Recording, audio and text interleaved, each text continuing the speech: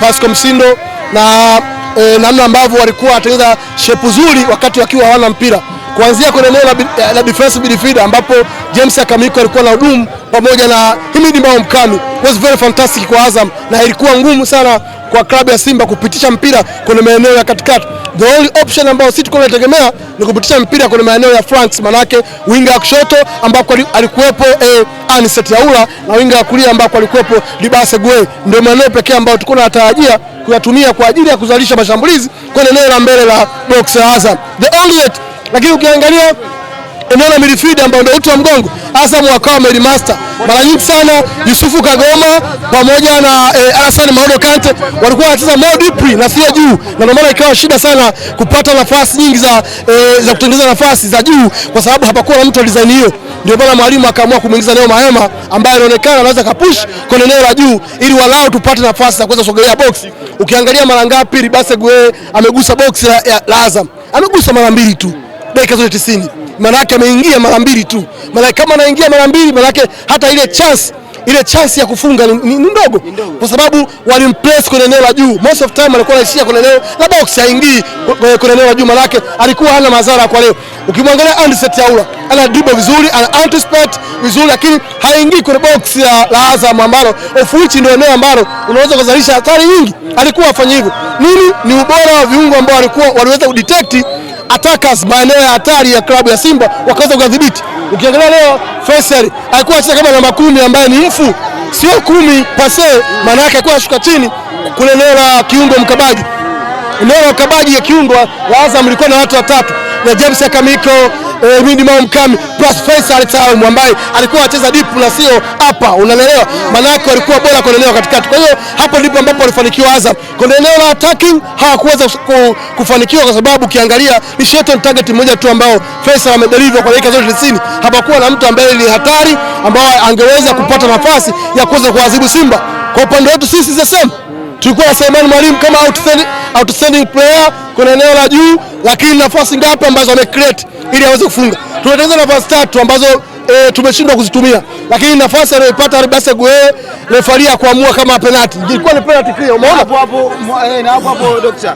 Mashabiki wengi wa Simba Sport Club wanamnyoshia kidole muamuzi. Ni kweli Alajiga kateleza? Alajiga hakuteleza leo. Alajiga amekuja na matokeo yake mfukoni leo, kwa sababu penalty ya kwanza ya Libase Gwe hajaamua. Penalty ya pili ya Selemani Mwalimu anafanywa follow kwenye box, hajaamua penalty. Na penalty ya 3 beki wa Azam amegusa mpira kwa mkono. Ile sio ball to hand. Ile sio ni hand to ball. Yes, clear. Yes, ilikuwa kiwazi clear penalty ambayo referee Alajiga alipaswa aseme ni penalty. Lakini kwa sababu amekuja na matokeo yake mfukoni, anataka kubalance, ndio maana tumetoka sare hii mechi. Lakini ukiangalia pamoja na kwamba tumecheza vizuri, si kwamba tumecheza zaidi ya mechi iliyopita, lakini tulikuwa na deserve kushinda mechi ya leo. Tumedeserve kushinda kwa sababu referee kama angeamua matokeo mazuri kwa kutumia sheria kama za mpira, maana yake tungeondoka bao 3 leo. Kama referee waangalie, wasibalance. Sisi ubingwa tunauchukua kwa vyovyote vile. Ni ubingwa tunaubeba kwa vyovyote vile. Mimi alama 2 za leo ambazo nimedrop, najua nitazichukua kwa nani. Tarehe 2 nachukua alama zote 3. Tarehe 2 nachukua zote 3 kwa Yanga. Quality Azam tunasema wana quality kubwa sana. Ukiangalia leo kwanza tumepata game time nzuri sana. Tumepata mchezo mzuri wa vikosi vizuri, burudani ya pia tumeiona. Yani Azam walikuwa good na Simba walikuwa vizuri kwenye maeneo yao mengi. Maana quality zilikuwa zinazungumza leo. Aliharibu mchezo wa leo referee peke yake.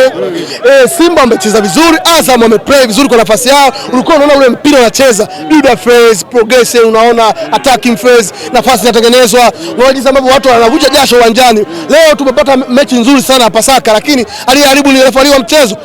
Alajiga tena bahati mbaya referee wa beji ya FIFA.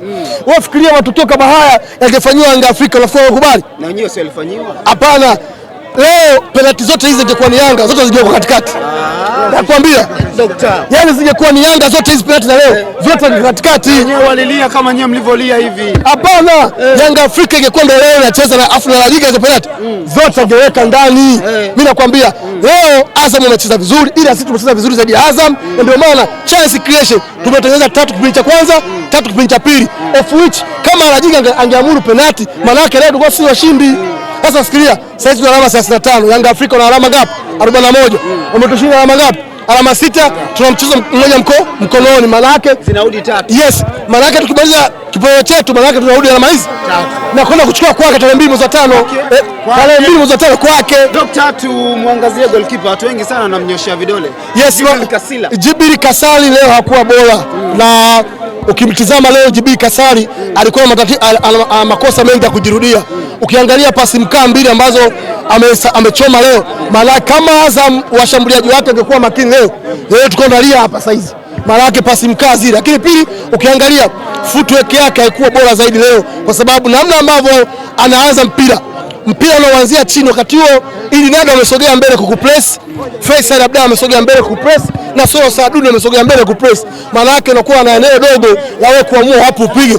The only option yako wewe ni kupiga mpira juu ili ukatue katikati kwa viungo au pembeni au kushoto, lakini yeye akapiga pasi mkia.